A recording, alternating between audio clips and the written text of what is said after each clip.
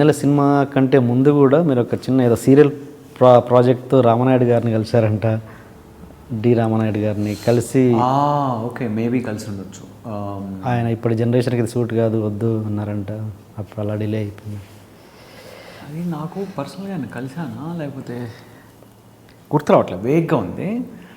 But డెఫినెట్గా trials అయితే రామనాయుడు గారిని కలిసానా, లేకపోతే సంబడి ఇన్ మా టీవీ సంథింగ్. సో అప్పుడు ఏం చేసామంటే జస్ట్ ఒక 25 minutes ఈచ్ ఎపిసోడ్ అన్నట్లు ఒక 18 episodes కింద టార్గెట్ చేసి షూట్ చేసాం. అది షూట్ చేశారు ఆల్రెడీ.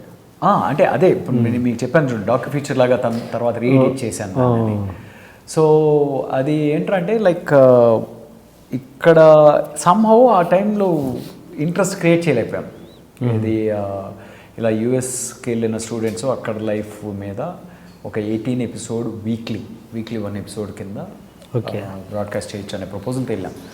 సో ఇక్కడ డైనమిక్స్ ఎలా ఉండేవి, అక్కడ ఎక్కువ డైలీస్ మీద ఉండేది ఆ టైంలో. సో డైలీస్ కన్వర్ట్ చేయగలరా అని ఎవరో కొంతమంది అడిగారు. అంటే డైలీ అక్కడ కూర్చొని నేను డైలీస్ చేసి జీవితం ఇక్కడ నాశనం అయిపోతుంది, cinema eventually I need to become a film maker.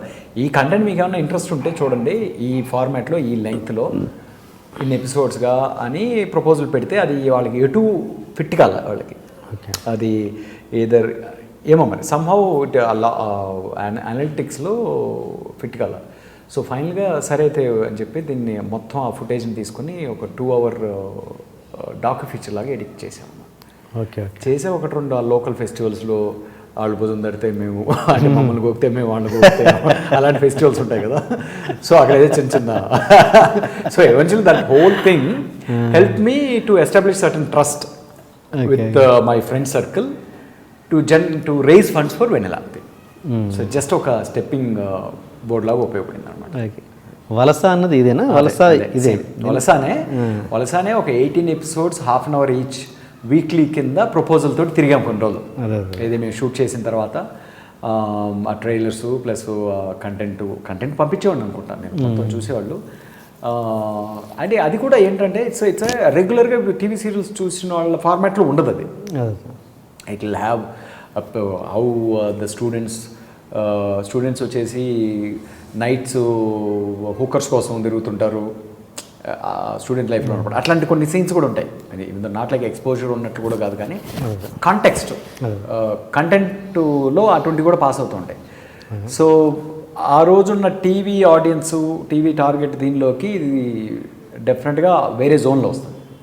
And imagining as a student maybe మా అమెచ్యూరిటీ వల్ల మేబీ ఆ స్టాండర్డ్కి అప్పుడున్న టీవీ స్టాండర్డ్కి మేము సరిపోలేదు. ఓకే. అంటే ఇప్పుడు మీ వలస చూడాలంటే ఎట్లా మేము? అంటే వలస అంత నీచంగా ఉంటుంది కాబట్టి అప్పుడైతే చూపి దలుచుకోవాలి. అదాని ఇదోటి దానిలో నేను కూడా యాక్ట్ చేసి వచ్చా కాబట్టి అసలు అంటే మాకు కూడా ఒక మామూలు కామన్ ప్రేక్షకుడికి తెలుస్తుందిగా ఒక ఇంటలెక్చువల్ డైరెక్టర్ బిగినింగ్ స్టేజ్ ఎలా ఉంటుంది. అది సీసీ ఇది ఇప్పుడు ఒక చీట్లో బతుకుతున్నాం కదా.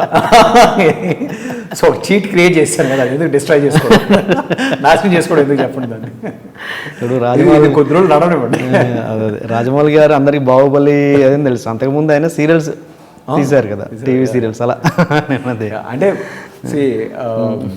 ఆయన సీరియస్ అంటే ఓపెన్గా రన్నింగ్లో వచ్చాయి కాబట్టి.